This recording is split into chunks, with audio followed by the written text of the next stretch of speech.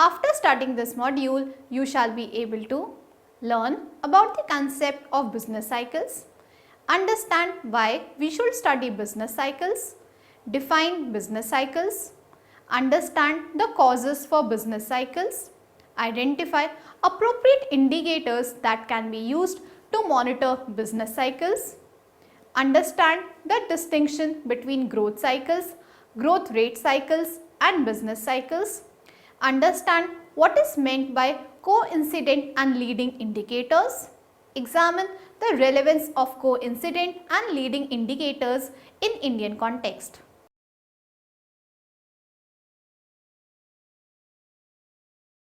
The theory of business cycles was initially put forward by Joseph Schumpeter in his work Business Cycles, a Theoretical, Historical and Statistical Analysis of the Capitalist Process in 1939. Initially, this theory did not generate the interest it deserved. Perhaps that was due to the fact that J.M. Keynes' general theory that had preceded it occupied center stage in the macroeconomic discourse at that time. As we examine the literature today, we find that a large body of empirical work has been done on business cycles, especially in the context of developed market economics, example, the OECD countries. But the literature on business cycles in the context of India remains sparse till date. However, some recent studies on India have been carried out, especially by Pami Dua and Anirvan Banerjee. In fact, much of the results presented here on the pattern of business cycles in India and on leading indicators is based on their work. Next, why is it important to study business cycles? Business cycles imply repeated ups and downs in the level of economic activity, usually measured by the GDP of the concerned economy. This is somewhat akin to the phases of the moon or seasonal fluctuations in agricultural output. Based on the cyclical pattern observed in the past, future expected movements in economic activity may be predicted. For instance, the movement of important macroeconomic variables such as inflation, growth and unemployment tend to be linked to business cycles. At the micro level, such predictions enable businesses to make sound decisions with regard to future investment, demand for inputs, plan output levels as well as capacity expansion in terms of optimal sizes of plants and machinery to be used. As such, developing a sound understanding of business cycle typically forms an integral part of a course on macroeconomics. It is an important tool in the policymakers as well as firms' decision-making process as it enables them to understand the conditions under which the economy is operating, and it also provides pointers regarding which direction the economy is headed for. For instance, a suitable mix of policies such as fiscal and monetary policies may be adopted to move the economy in a desired direction if predictions based on analysis of cyclical patterns indicate that outcomes may not turn out as anticipated. It has also been observed that business cycles of different countries may actually be related. There may be episodes of economic booms or downturns in one country spilling over to other nations in a world economy that is interconnected via cross-border trade and capital flows. This was recently demonstrated during the global financial crisis from 2007 to 2009 that exposed the role of banks and financial intermediaries in creating financial crisis and transmitting business cycles across international markets. All this has rekindled the interest of academicians and policymakers in business cycles. We will be discussing various aspects of the global financial crisis in a later module, focusing especially on the causes and implications of the event. In order to have a complete understanding of important variables like inflation, growth and employment, monitoring business cycles is important in the context of emerging economies like India. Also, this is an area in which there is ample scope for carrying out empirical research, especially in the context of developing countries that are at various stages of transition towards a market-based economy. As such, a study of business cycles may be important for research students as it presents many promising research questions. For example, how are business cycles in one country affected by external shocks? Do policy interventions mitigate or enhance the impact of shocks on cyclical fluctuations, etc.? Next is the definition of business cycles, their pattern and nature. Economic activity in all modern market economies is characterized by certain fairly systematic or regular fluctuations. These fluctuations in economic activity or gross domestic product (GDP) are described as economic cycles or business cycles. Dornbusch, Fisher and Starts 2013 provide the following definition. Business cycles are more or less regular pattern of expansion, recovery and contraction, that is recession, in economic activity around the path of trend growth. The broad pattern of a typical business cycle is as follows. First, a cycle contains an expansionary phase known as an economic boom or upswing in which economic activity flourishes. The highest point or peak of the upturn in economic activity. Second, this tends to be followed by the onset of recessionary conditions in which economic activity slows down and starts declining. Third, the lowest level to which economic activity dips is known as a slump or trough. During this phase, the rate of economic growth turns negative. Fourth, a revival or an upturn follows the recessionary phase, which may then lead into another business cycle. Certain typical features of business cycles are worth noting at this juncture. The height of the expansion or boom and the depth of the recession are likely to vary both across countries at a point in time as well as over time within a particular country. These phases appear time and again, that is, these cycles are recurrent. However, they tend to have varying periodicity and the actual length of these cycles can vary widely. Some cycles could last for 1 year, while some have also been known to last for about 10 to 12 years. Also note that the definition of business cycles essentially remains silent on the indicator to be used to measure aggregate economic activity. This has resulted in several arguments on what should be the most appropriate indicator to track or measure cyclical fluctuations. Most would recommend the use of GDP as the most suitable measure. However, other measures such as consumption spending, capacity utilization, employment and trade are also used. Thus, multiple measures are often used to measure aggregate economic activity. Next, causes of business cycles. There is no single cause or set of causes that may result in a business cycle. According to Schumpeter, each cycle is unique and unlike the others preceding it. To find the actual cause leading to it, therefore, each cycle has to be analyzed separately. In fact, Schumpeter compares business cycles to humans. Each individual is different from others and there is no single cause that could explain. For example, why humans die.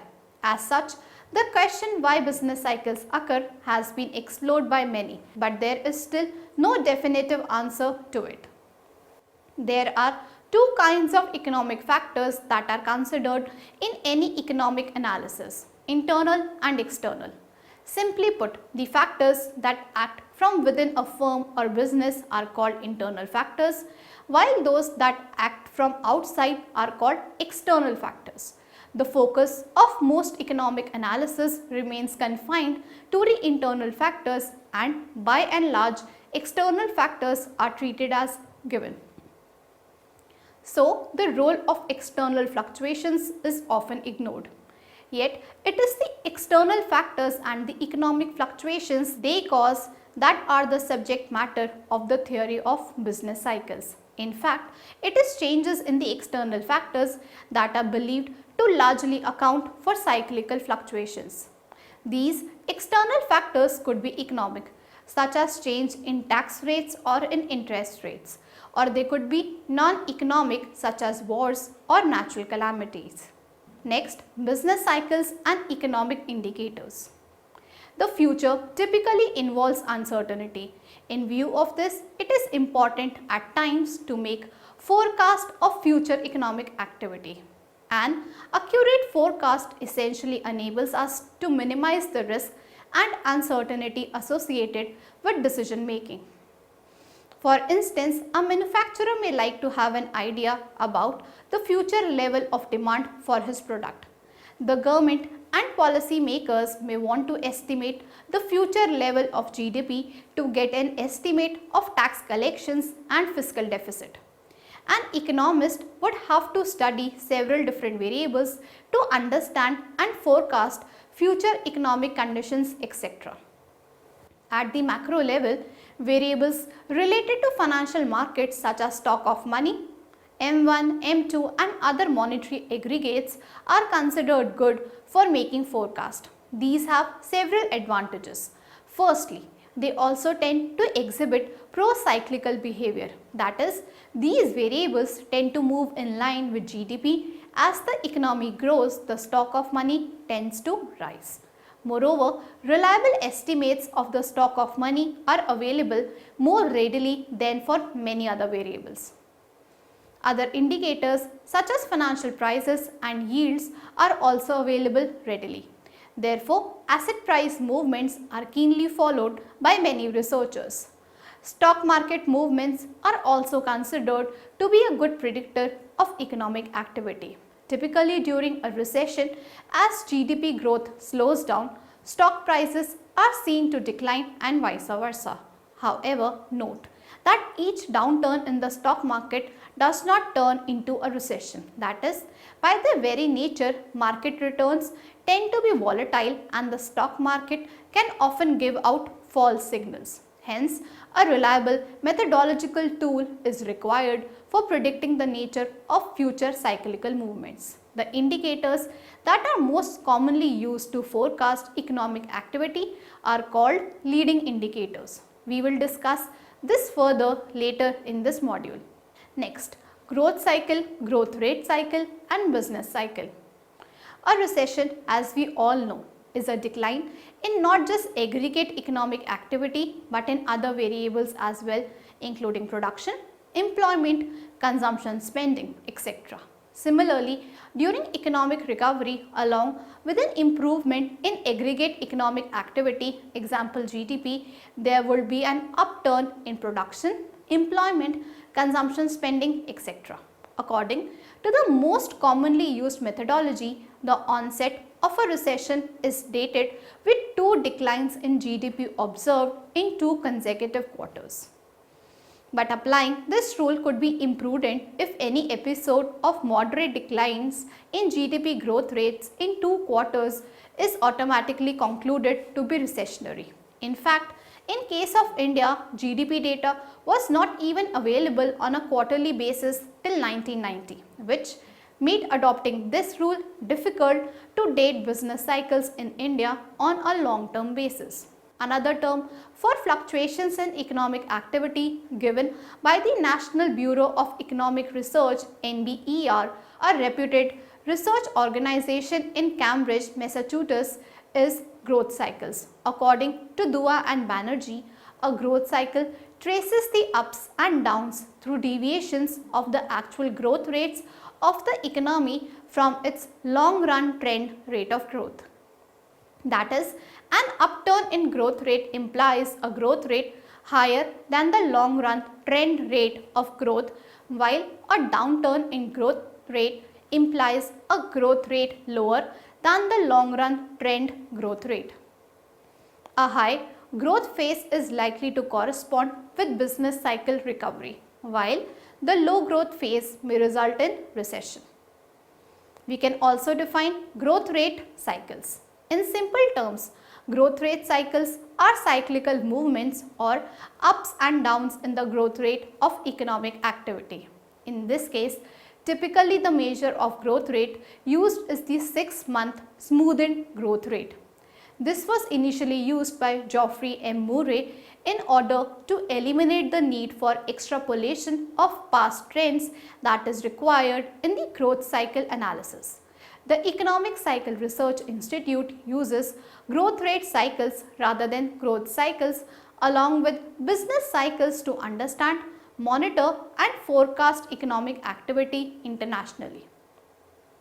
To conclude this discussion, growth cycles, growth rate cycles as well as business cycles are together used for the purpose of understanding and forecasting economic activity.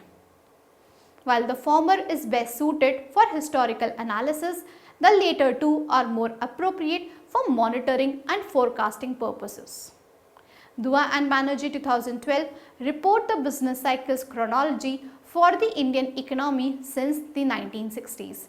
Their study dates the peaks and troughs as well as the duration of recessions and expansions in the Indian context. This exercise of historically tracing the business and growth cycles is of immense use as it provides a framework for forecasting recessions, recoveries and slowdown in economic activity for India. Next, Coincident Index and Leading Index. In the literature, coincident indicators refer to those variables that move together in tandem with aggregate economic activity. The coincident index is a summary measure of all the variables that move together such as output, employment and trade. The dating of recessions and expansions in economic activity is done on the basis of this index. The coincident index that comprises a set of coincident indicators will rise in periods of expansion and fall during periods of recession. We can also define a leading index that is composed of several leading indicators that enable prediction of future economic activity. In some sense, the leading index is relatively more sensitive as it traces the onset of cyclical fluctuations prior to the coincident index. In fact, the coincident index measures only the current economic activity. The purpose of designing leading indicators is to forecast the timings of ups and downs in the business cycle. Both leading indicators and the coincident indicators are important tools for monitoring trends in economic activity. Indeed, policymakers, researchers and business investors as well as business analysts can use it during good times to make agents aware of future business opportunities in periods of expansion as well as in bad times to provide a warning regarding the onset of recessionary trends. The leading indicators essentially drive business cycles in free market economies. These include variables like investment in inventory and fixed capital, government spending and tax policies. The advantage of following the leading indicators is that one can predict the business cycles or ups and downs in economic activity. In the context of India, the emergence of reasonably consistent leading indicators has been observed since 1991. Prior to 1991, the Indian economy was characteristic by a plethora of government controls and excessive regulations on firms and businesses. The public sector was all pervasive and a large number of restrictions, controls and barriers to free market forces were prevalent in the Indian economy in the pre-liberalization phase. The economy was largely state controlled rather than market based. In such a setup, the driving forces of business cycle discussed above were not actually able to drive business cycles. This explains the fact that prior to 1991, the leading indicators played a very limited role in helping to anticipate business cycles. That is, they were not able to lead systematically. Also, recessions in India prior to 1991 were often driven by bad monsoons that could not have been predicted by leading indicators.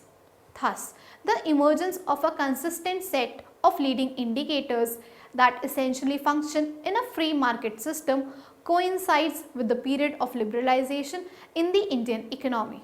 Additionally, with the liberalization and globalization drive in India, exports have also become quite important for the economy. Similar to domestic growth, export growth is also seen to be cyclical. However, it is driven by business cycles in foreign countries where Indian goods are exported. Thus, in order to predict the timings of peaks and troughs in the export market, a leading export index may be constructed. Both the leading export index and the leading index for the Indian economy have become important tools for predicting phases in India's export cycles and domestic cycles respectively. Summary: the theory of business cycle was initially put forward by Schumpeter. Business cycles imply repeated fluctuations in the level of economic activity, usually measured by GDP. The movement of important macroeconomic variables such as inflation, growth and unemployment could be linked to business cycles. In order to have a complete understanding of these important variables in India, monitoring business cycles in India is important. The broad pattern of a typical business cycle is as follows: expansionary phase or boom and peak, followed by recessionary conditions in which economic activity declines, reaches a low, so there is a slump and trough followed by a revival or an upturn which may then lead into another business cycle. The height of the expansion or boom and the depth of the recession are likely to vary.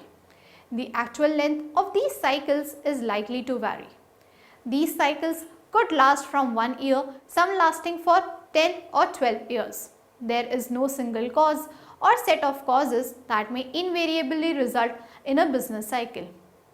According to Schumpeter, each cycle is unique and unlike the others preceding it. To find the actual phase, each cycle must be analyzed separately.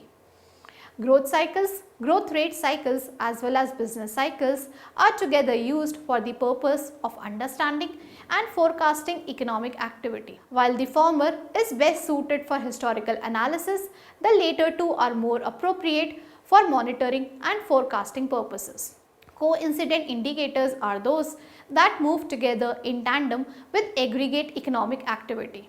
The leading index is more sensitive as it traces the business cycles prior to the coincident index. Both the leading indicators and the coincident indicators are important tools for monitoring the trends in economic activity. Policymakers, researchers and business investors as well as business analysts can use it during good times to make agents aware of future business opportunities in periods of expansion as well as in bad times